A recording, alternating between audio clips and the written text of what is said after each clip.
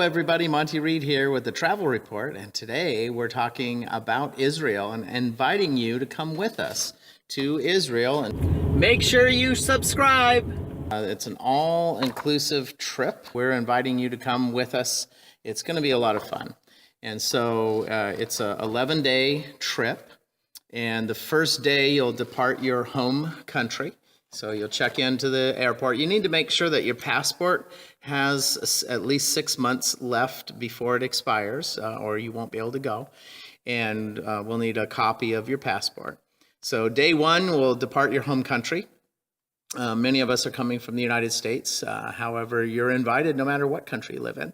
Day two, we'll arrive in Israel, and we'll get to the airport in Tel Aviv and then go to the hotel by motor coach and have dinner and relax. Now, when I travel, whether it's short-term locally in the U.S. or travel abroad, I like to get into town and the first day, basically in the afternoon or evening, and try to reset your clock on the plane. And I forgot to mention, on the airplane, we'll have breakfast and dinner on the plane and time to relax. And that's where you're going to want to spend a lot of time napping, and that sort of helps to reset your clock. And day two, of course, we arrive in Tel Aviv. We'll go to the hotel on the Sea of Galilee, where you get checked in and have dinner and relax. And that just is an opportunity to help reset your clock. So day three is when we start to hit it hard, and that's the Sea of Galilee in a boat ride, Capernaum in the Jordan River. And we'll go to the Mount of Beatitudes after breakfast at the Sea of Galilee, and where Jesus delivered the Sermon on the Mount. And then we'll cruise across the Sea of Galilee to Capernaum. And after that, we'll visit to the ruins of the 3rd century synagogue. And then we'll go on to Tabgha. I don't know if I'm pronouncing that right, but that's where the multiplication of the fish and loaves was. And of course, we're going to have a lunch there. St. Peter's Fish Luncheon will be waiting for us at the famous resort along the Galilean seashore. And then right after that, we'll proceed to the Jordan River, where we experience a time of spiritual blessing. And some people like to get rebaptized there, just to do it where, in the Jordan. Why not? And then back for dinner. And every evening there's free time to walk around and see the local fair. Then day four, we're going to go to Megiddo, Nazareth Village, Cana, Tiberias, Caesarea, and Mount Carmel. And we'll begin the morning by visiting Megiddo and the Valley of Armageddon. And our tour includes a Nazareth village where we'll see a reenactment of 1st century life, eat lunch, and then we'll visit the historic military fortress that controlled the highway between Egypt and Mesopotamia. And then we'll learn how this famous hill was used in wars of antiquity. Then our day will end in Tiberias on the Sea of Galilee, where we'll spend our last night before traveling to Jerusalem. Day 5, Beit Shen and the Dead Sea. The morning will start with a trip to the Jordan Valley, where we'll visit Beit Shen, one of the Decapolis cities and the largest remains of a complete ancient Roman city. The tour will continue through the valley and on to lunch around the Dead Sea. Afterwards, we'll check into the hotel early, and we'll have time to relax. And they have a spa there if you want to. Go for a swim in the Dead Sea. Day 6, Masada, Gita, and Jerusalem. We'll head to Herod's ancient fortress of Masada, high atop the mountain on the edge of the Dead Sea. And then in the afternoon, on the way to Jerusalem, our group will visit Gita, an oasis in the desert, and a green garden of Eden in the wilderness. It will be situated on the shore of the Dead Sea, the lowest place on earth. At the feet of the majestic mountains and cliffs. Gita contains the historical and archaeological remains of the first inhabitants who discovered the significance of the place more than 5,000 years ago. The day will end with an overnight stay in Jerusalem. And day 7 will be Jerusalem and Bethlehem.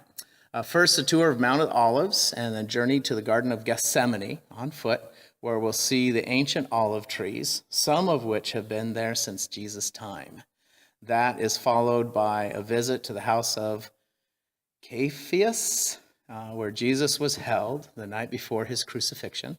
The next stop will be Mount Zion and the upper room for a time of devotion and worship.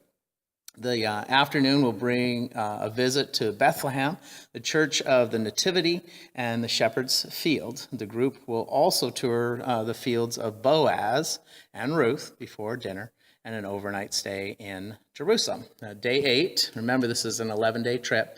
We're going on to the Old City, Western Wall, Dome of the Rock, St. Anne, and Via Dolorosa, and Yad Vashem. I don't know if I'm pronouncing that right. Tour the Old City where it all began. We will start at the Lion's Gate to see the old Crusaders Church of St. Anne, the Pool of Bathsheba, and the remains of Antonia Fortress, which is believed to be the site of the trial of Jesus. Next will be a walk to the Via Dolorosa and visit the Church of the Holy Sepulchre, I can never pronounce that right, Sepulchre, to visit the Jewish Quarter and the Wailing Wall, followed by Mount Moriah, and it is here at Solomon's Temple where the Dome of the Rock and Al-Aqsa mosque stands. Mount Moriah was where Abraham offered Isaac for a sacrifice. And that's where the term Isaac offering comes, where you feel like you're supposed to do something, you're getting ready to, and then God says, oh, never mind, you don't have to. But you were willing, so I'll bless you anyway. We will also visit Yad Vashem, the Holocaust Museum, and enjoy dinner on an overnight stay in Jerusalem again. And then day 9 will be Bethany, Kuram, and Jericho.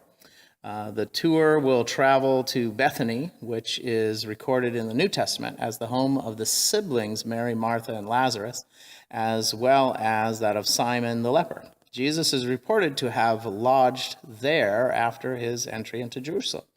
It could be from Bethany that he parted from his disciples at the Ascension. You will also visit the tomb of Lazarus in Bethany, and in Qumran, you will see where the Dead Sea Scrolls were uncovered. And then we'll also travel to Jericho, the oldest inhabited city in the world, where we'll see, the tell of Jericho, the Mount of Temptation, and the view of the Valley of the Shadow of Death.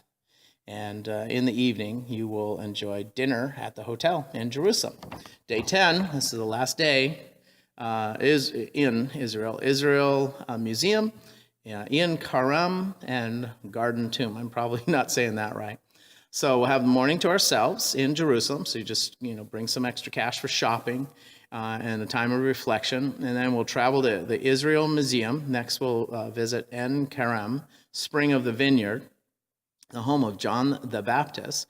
The Garden Tomb service will be truly memorable time on the tour. And then the group together will celebrate communion in the garden before the farewell dinner, and then we'll travel back to Tel Aviv.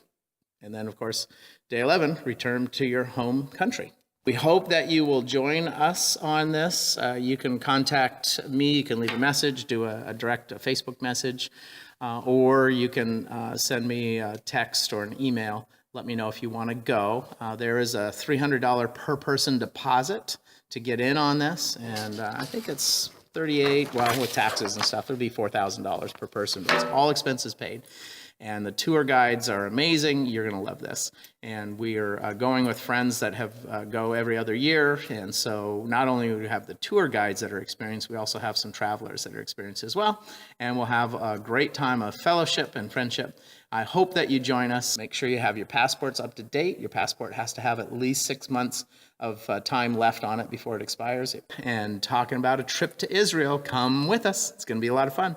We'd love to have you join us. This is Monty Reed for the Travel Report. Make sure you subscribe. Keep thriving, my friends.